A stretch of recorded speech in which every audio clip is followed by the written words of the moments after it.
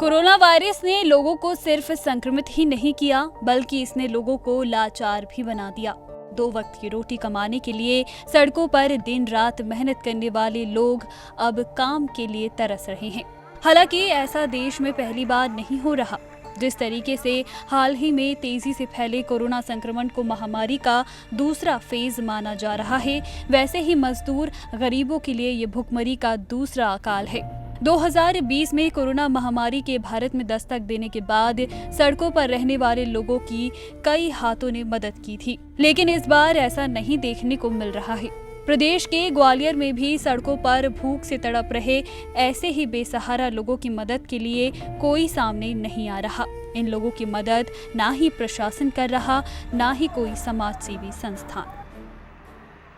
ग्वालियर जिले में बढ़ते कोरोना संक्रमण के बाद अब हालात बेकाबू होते जा रहे हैं। यही वजह है कि जिला प्रशासन ने कोरोना कर्फ्यू लगा दिया है। कोरोना कर्फ्यू को आज चौथा दिन है, लेकिन सबसे हालात इस समय उन लोगों के खराब हैं जो रोज़ खाते हैं और रोज़ कमाते हैं, मतलब फुटपाथ पर रहने वाले बेसहारा लोग। हम इस वक्त वहीं मौजूद हैं। आप देख सकते हैं कि उनकी हालत किस तरह दयनीय होती जा रही है, क्योंकि यह सिर्फ उन्हीं लोगों पर निर्भर है जो दानदाता होते हैं या फिर जो लोग कुछ ना कुछ उनको मदद के रूप में दे जाते हैं। यही वजह है कि जब से ग्वालियर ज़िले में कोरोना कर्फ्यू लगा है, उसके बाद इनके हालात बेकाबू होते जा रहे हैं।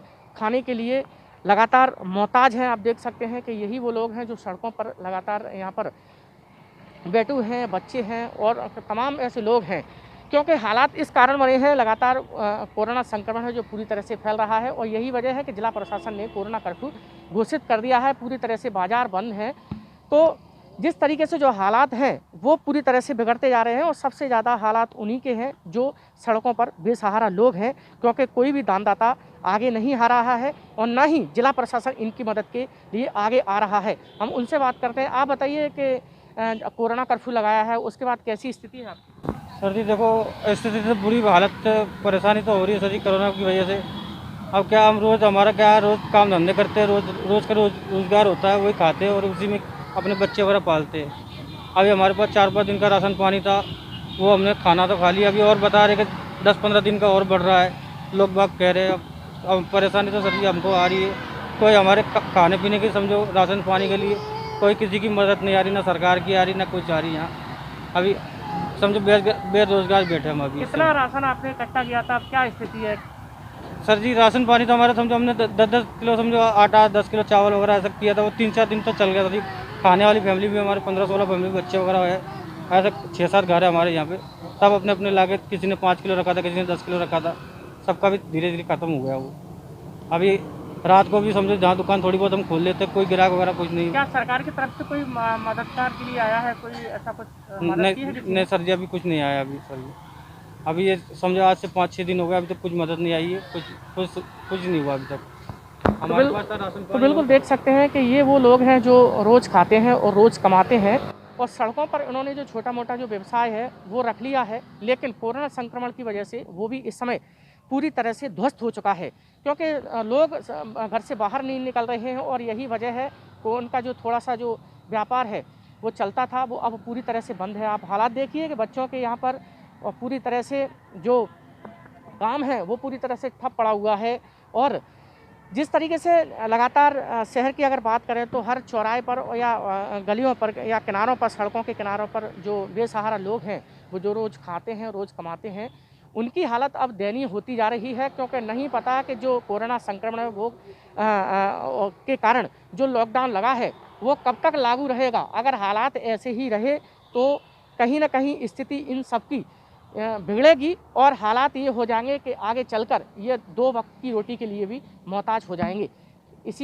यही वजह है कि अब जिला प्रशासन और शहर के जो सामाजिक लोग हैं उनको आगे आना चाहिए और इनकी मदद भी करना चाहिए। ग्वालियर में अब की बार सड़कों पर काम करने वाले, फुटपाथ को अपना घर समझने वाले लोगों के लिए कोई भी समाज सेवी संस्थान मदद के लिए आगे नहीं आ रही।